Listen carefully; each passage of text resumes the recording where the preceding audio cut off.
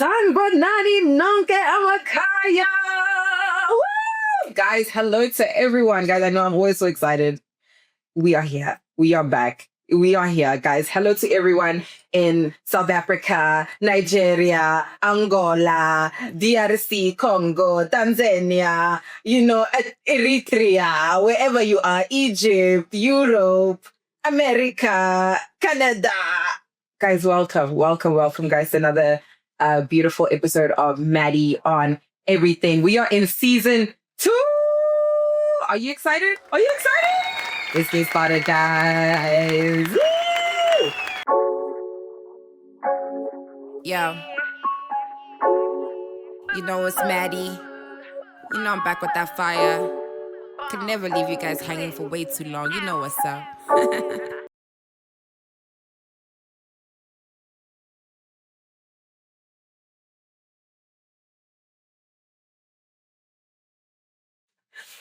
Okay, guys, thank you so much for joining me, guys. We're here for season 2 of Maddy on Everything. And guys, today I'm not going to talk a lot. I'm going to go right into it because now we're in season 2. You guys already know what we're about. You already know what we're bringing, or you haven't even started to really see. So through the development of, the podcast, you will then get to really understand what we're about. But guys, without further ado, today, as I love to be, I am joined by a political force, actually just a force of a man, right? But the space that he is really dominating in is the political sphere. And as you can see, even today, this is so unlike me, guys. As you know, I'm always, dressed in my casuals. But today, as you can see, I'm all fitted out in the regalia. You know what I'm saying? So we're going to be hearing more about this gentleman. But guys, without further ado, I'd like to introduce you guys to a young man that I met through this political party that I am wearing the regalia of today, being ActionSA. This is how I met the young man. And we've become colleagues. We've become, friends in our own spaces. And now he's here today and we're going to be pushing the culture forward. And I cannot wait to have this conversation with the Provincial Chair of ActionSA Youth. Yes. And a counsellor in the City of Johannesburg. Yeah. Mr. Leader Advice Chuma himself. Welcome, leadership. Round of applause. Welcome, leader. How are you? No, excellent. Excellent. I'm very excited today, particularly, seeing you doing great things. This thing that inspires me than seeing and our fellow young people doing great things. I could see, you're shaking the spaces. The podcast where young people are, Yes, exactly. That's where the young people are. 1 second. I need to put my phone on silent. 1 second. Good. Because it is a problem. People are already excited. People are already excited, saying, hey. We see you. We see. Thanks, Advice. So, Advice, I appreciate you. Thanks for that. We, equally with you are a mover and a shaker.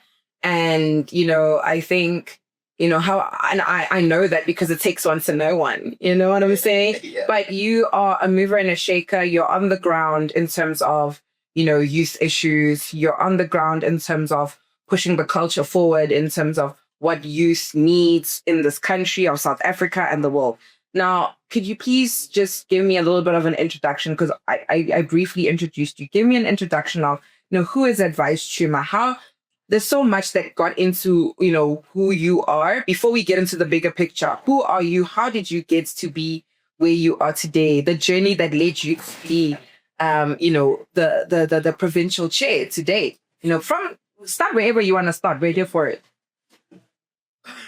Obviously, with time constraints in mind, because politicians, we can talk for hours. Yeah, that's what I'll do to say, definitely, I will just try to be precise, but it has been a very interesting and a long journey that filled with a lot of learning and the patience, and I'm deliberately mentioning the words patience because I know sometimes ourselves as young people, We have our own goals, and our own time frames, and in many cases and many instances, that you see, it don't tend to be exactly that, and then along the way, we lose patience, But I think I would just start, from a very young age, I was just someone who likes news, listening to issues and all those kind of things. Yeah. And then fast forward, and then I went to higher learning institutions. When I started, like many young people, that's why issues of applying on time is very important. I did very well in my high school, but I couldn't go to the school that I wanted to and do the things that I wanted to do. So I find myself in GP college, and then that space, I just said, no, man, let me maybe use this opportunity while I'm here and then to apply at UJ. What's the correct word? I'm deregistered with GP because I could see that, that's not the space I want myself. Yes, but you were kind of late for applying to Yes, UJ. you're in between, so I applied at UJ, So be on time for your applications, guys. Yeah, be on time. It's very important, So then when I met UJ, that's where I could feel that, it is the right space for me. I was participating in community engagement, just interacting with everyone.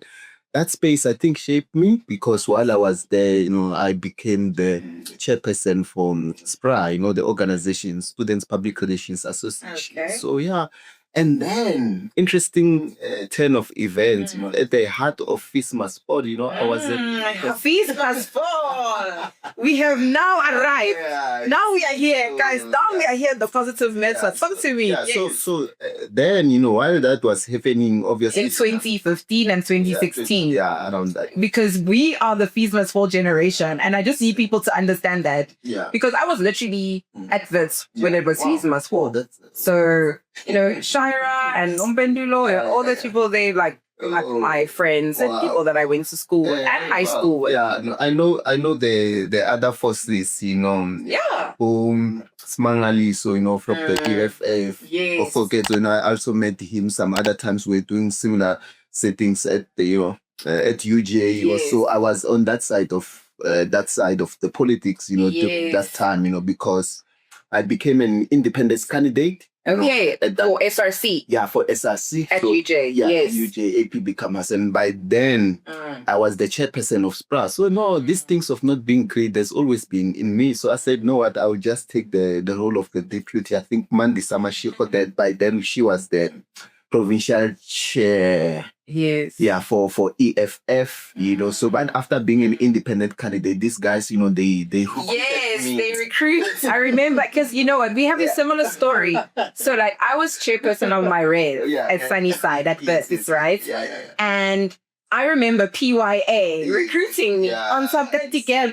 Where are you for? And EFF as well. Ganti Girl, where did they recruit you? I also had that story of being an independent. Yes, So I'm seeing similarities. Yeah. Because I was in a ballot, I was running a very tight campaign. But what I think gave those guys leverage is that we were not happy with how the election, that particular year, I think it was 2017, if I remember correctly, or 2016, around there.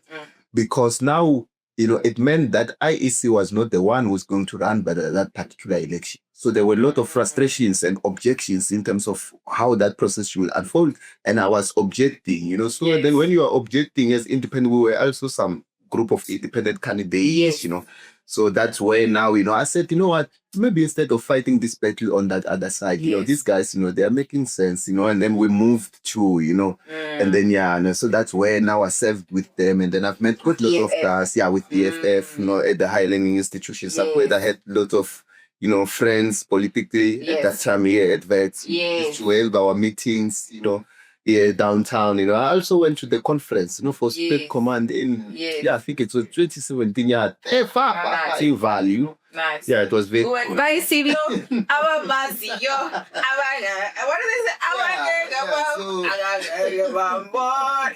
Guys. Yeah, but I think what I'm doing, I'm just trying to give the context of, in terms of it has been a long, lengthy journey, from the Students Association and also being a leader in the political space, as a deputy, for that matter. But obviously enough, ideologically, I find myself, I couldn't align the hate and the indoctrination that I was facing on that other side of the politics. So immediately I went out of my schooling. Yes.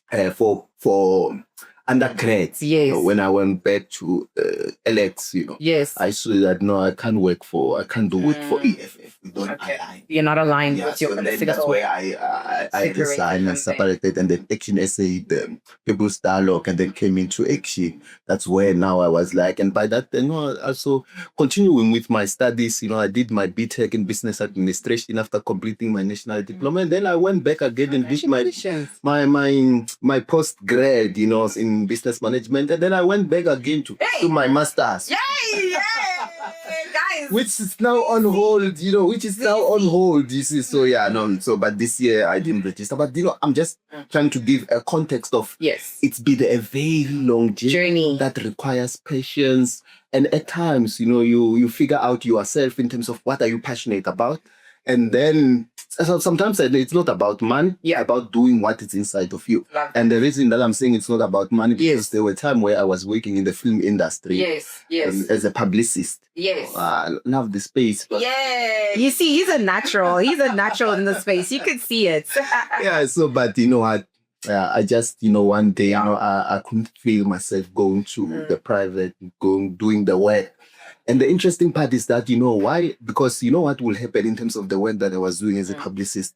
So the movies, before you go and watch movies in your movies at Stekineko or New Made Drawing. Yeah. So we firstly watch those movies from Warner Brothers, XTX, and then we say in South Africa, no, we can sell this movie this way. That's why we used to take a lot of celebrities to junkets overseas, give them the privilege to speak with one of the biggest stars, give them the interviews. But for me, the commercial movies, they say those, the actions, they are the one that say, but myself, no, I was no longer in love with those products that are selling, because, I was in love with based on a true story, the kind of, the consciousness of the movies, the stories of our people, like for instance, the memory, kind of movie, one of, those stories that tells you this is how the black people were treated, that, I get what you're saying. Us kind of movie, So, and those movies, they don't... It's not selling right now. I get what you're saying. That's not what they don't make a lot of money, money, you see. Exactly. So, and I'm like, and that's what I love, to invoke my critique, So, but, I just felt like, what? And my manager could see that, Abbas is no longer present. And then one day I just said, I know, with immediate effect. And then I will just work for ActionSA. Wow. And now that's the work. So maybe to balance issues, I would also start an NPC, that deals with young people, so that at least I keep myself busy while, but that chance needs to be there. Young people, we need patience. Young people need patience, guys. Wow, that is amazing. No. I really love your story. And, just because of, our time constraints, I'm going to move it forward, in terms of our questions. But love your story. And I love what you're saying about that. And now you find yourself, you said, okay, what I'm picking up is you saying that, I realized that this is who I am. This is really who I am. I have a calling to help people, to be on the ground, to deal with. So you're a real one, basically. That's what I'm trying to say. You are a real person. So what do you say to now all these? You just told me it wasn't about the money. You left your job to come and do this full time. Yeah. So now what do you say to people who say, politics is all about positions and people are just wanting power, and, like politicians are seen as these crooked people that are always lying, especially from someone like you and someone like me who really wants to make an impact. Like, what do you say to that? And especially because of the current political landscape that we find ourselves in, that has a lot of corruption and all these things. What is your take on this view of politics, that politics is a dirty game and, politicians are these liars and they just want positions? What's your view on that? Yeah, I think it's coming from a place of concern, which you can't blame anyone, those that are saying those kind of things, because it's to some extent, it's the reality that they are seeing on the ground in terms of when politicians now they've gained power or position of seniority in their political parties. And then now they start to behave in certain way that, makes people demonize politics. And even themselves, the language that they are speaking with those that want to come into politics, it's like politics is a dirty game, which I believe that needs to change, and it starts with us, the generation of young people, the ones that will change the culture of politics. Better myself. I love that. I couldn't have said it better myself. Because I think, we need to be honest and remain humble. I can be a counsellor today, like a provincial youth chair, but my behavior needs to be the one that's grounded and set the example for the next generation, so that at least, there's that saying to say, no, not every politician or politics are corrupt. Exactly. And all. So, it means it starts with us, and then we are changing. So, because if, let's say, for instance, you have that particular mentality, then you come into politics, you see you're already contaminated. You see, to say politics is a dirty game, and your behavior will be that one of exactly corruption. But that's what I'm saying. Exactly, you're right. You're already corrupted. You see, and you are coming in this space, you have that perceived view. It means, what needs to happen? You will just flow with the river. But if now you're saying, no, it starts with us. Yeah. This is our country, our spaces where we find ourselves. We need to hold ourselves to the highest standard in terms of the ethics and the ethical behaviors, because it gets really tricky. So that's really good. So do you think it's a matter of it being a problem right now that, we don't actually have a lot of youth in politics? Like, how can youth be more active in politics? Just looking at the demographic, for example, of our ministers. And I know that's something you're passionate about. And we once went to a campaign with ActionSA.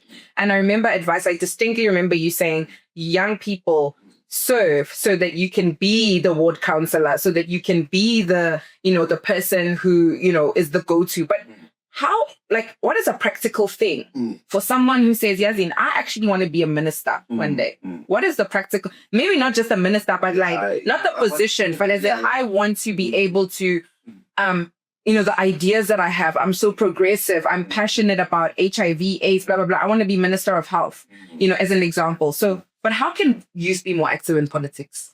Yeah, I think particularly when we speak with ourselves as young people, patience, I think I'm saying that, but it also starts in our communities. There's lots of youth centers, in our communities, the NGOs, some of us, we are unemployed, we have qualifications, we're just seated. So it starts there. Even if you don't have qualifications, you completed your matric, go to the youth center to say, no, I just want to volunteer here and help fellow young people in any capacity. If it needs that, I will be cooking, that's fine. I will be contributing. That will expose you to me, because the other corporates and other NGOs, big and small NGOs, coming to those centers, you interact with them, you met with them. For instance, at one point, I was just volunteering in Alex, Futsong Youth Center. You see, I've met a lot of people. Through that, I've met MTN Foundation. They gave us the internet. You see, now it means that young people can apply. I was contributing. I was here, I was to fail. Sometimes, they would even invite you to these big corporate events where you need to, where your sites is. Yes. And when you are there, it's an opportunity for you to continuously network. You see, so it means, starts there at your community. Love what you are saying. You are progressive. So now, what do you think about the upcoming local government elections that are happening in South Africa for 2026? Looking at now, my question is more directed at the economic issues that this country is facing, the economic development that this country is facing, like the lack of economic growth. And that I really believe comes from a municipal level. So I'm going to mix it. What do you think about local government elections? And what do you think about the dysfunction that is happening at a municipal level? Do you think that there's no dysfunction? Do you think these people are doing their job and I'm just being, very pessimistic? Yeah, I don't know. I thought, I think you sum it correctly, to say that dysfunctionality in our municipalities, and not because maybe I'm an ActionSA person, but I think, I need to say this, that if you look in terms of the new direction, in terms of where Tswane is going, there's a lot of... I'm also not going to say, I also don't want to sound like I'm an ActionSA person, but you know that Johnson Nosifi is doing a right thing in Tswane. Yeah. And I can't, and no one, And if anyone wants to take us up on that, they should. People obviously have things to say. Yeah, no, definitely. Yeah, Always, there'll always be things to say. And you compare it with the municipality like City of Johannesburg, you see, you just see lack of political will. Now the mayor just introduced something called the bomb squad, For what, that's another discussion for another day. But, you are right. There's a lot of dysfunctionality in many of our municipalities. And that is influenced by the corruption, as we've said, as that goes back to the culture of contaminating politics, where people, they're just in the positions to enrich themselves. So hence this particular one, as we are going for local government elections, I think, it serves right, for the young people, wherever they are, to start to find expression, growing it from the ground level, in terms of, participating in politics, for instance. Just to give practical example, particularly on this one, it means that ourselves as young, as ActionSA now, we are building the structures in terms of launching the branches. So it means that now we are saying, no, young people must contest at that level, and then they be branch chairpersons, so that at least, when the applications processes, are open, young people are ready to raise their hands to say, we want to be PR councillors, we want to be what councillors, so that at least, we can, deal with the issues that the municipalities are facing as young people, because now there's less of us. I'm very happy, again, not to be politically again, because I'm ActionSA. If I look at my own caucuses, ActionSA, across all the caucuses, if either in Tshwane, there's lots of young people, the Ekurhuleni, lot of young people, Johannesburg, young people. So if we can get more young people in these spaces where we can be, decision makers, we can bring, a culture change to politics. Because the more of us we are there, the more things ought to change. But currently, things can't change as we want it to. Because just the removal of bins or a basic service delivery, it's an issue for many municipalities to make sure that it gets to people. And you ask yourself, why? How and why? You see? Yes. And I think you're right what you're saying. If only youth could have more, say in things, I think we'd have more progress, because we have the innovative ideas and it's actually our country, because the older generation, unfortunately, guys, it's an inevitable truth of life, gonna die. Okay? You see, it's crazy. I'm laughing, but it's true. Okay? It's like a dark joke, but it's an inevitable truth of life. They are going to die. Then it's just going to be me and you 20 years from now. So it is up to us to decide and make that decision, And I think if you look in terms of the history of our country, in terms of the people that brought change, it's young people. It's always been the youth. The youth, June 16. It's coming. But now they've created this gatekeeping mechanism where it closes young people out, and all those kind of things. Exactly. Because at that point and moment in time, during those times, there were young people who were driving change. If you say enough, it's enough. And then now, when it's our time now to, and we're driving the change that they were driving that time, it's not similar to the one that's currently, so there's those slightly changed, but the gate I get you. I get you. They know I know what they gatekeeping, Shem. No gatekeeping they are. No, Advice, we're gonna close it off, round it off. I just wanted to get your views, lastly, just to end it off. What are your views on this unprecedented government of national unity? Because now, since 1993, we've never seen anything like this. It's always been ANC in the majority. So now we have government of national unity where, hey, our Rainbow Nation is a real Rainbow Nation now. So I just wanted to get your thoughts on, what do you think about it? Do you think it's effective? Do you think it's going to be effective? Do you believe in it? No, and I think, they did a very good PR in terms of calling this government of national unity. They had a very serious professionals, because what's currently happening, there's a coalition. That's a coalition government, you see. But they try to bring everyone together to have this big conception of saying, so it's a coalition between who and who? DA and all those other small parties who are the ANC and the DA. Love that. And and I think, the stats, have shown in terms of unemployment, if we can be just realistic looking at that in terms of how are they doing, and So you're saying no? yeah, it's bad, Yeah. Yeah, it's bad. There's no improvement, Yeah. Others, they Actually, praise themselves, like, a Democratic Alliance, they praise themselves and saying, no, we are the solution orientated, where we govern better, we create employment. They came into government and elections, ticket of saying, they want to create employment. Now the numbers saying, I won't even speak about it, they've been failing, and then now they are continuing the failure together with their coalition partner because, That's true. the numbers, it's out there. Young people are unemployed. The numbers have increased. I think it's 1.0, expanded unemployment. The people who have lost, every, those that are discouraged, what, I've been looking, now I'm fine as it is. You see, Yeah. It's there. Speaking of issue of unemployment, majority of us as young people, we are not employed.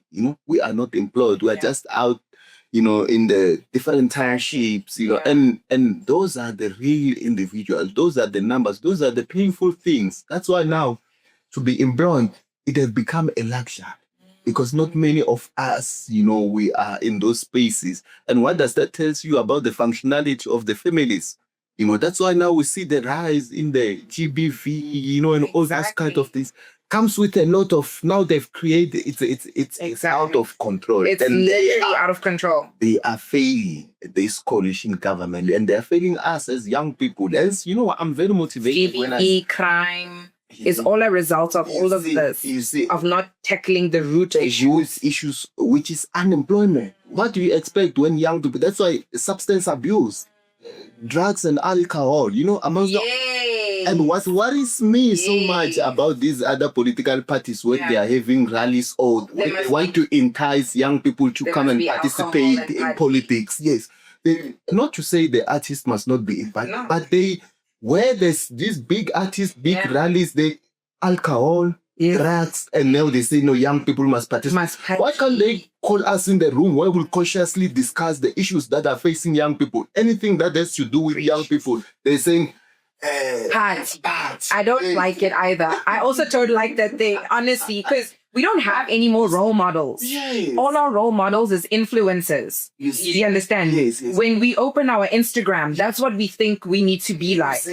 Someone who's at a club, someone who's got a lace wig. I might have one now, but understand, we don't see someone who is picking up garbage on the street themselves saying no, or someone that's saying no, we have no role models. Yeah. And they're selling the youth a very difficult dream of champagne and this and Hennessy's. And I think I need to also get Miss Penny Lebiane, because she's also very big on this wave of trying to conscientize people, But guys, we'll never finish. I know we'll never finish, because now we're getting into the real issues. But yeah, I mean, that was just, the thoughts on the GNU, and you're saying, they're failing. They need to be a little bit more effective. I agree with you, but I also feel like a call to action from ourselves as South Africans as well. This is our country. Yeah. We need to take matters into our own hands. It's a democracy. The people govern. Yeah. And I think we're not doing enough to actually govern ourselves as young people, because even if you can check, I always say... Open a business, guys. Yeah. And you just told me you did business management, all this, because we need businesses to create jobs. Like what you are doing, the next thing, we'll have big studios, young people will be employed. It's going to be a very successful channel. You see? What's what? Channel what's what? Thank you so much, Advice, guys. Let's just wrap it up, guys. Thank you so much for joining me on a beautiful episode 1 of season 2 with Advice Chuma. It couldn't have been any better. Thank you so much, guys. I hope you learned something, and I hope you take what we spoke about and apply it to your life and make that change. Till next time. Bye.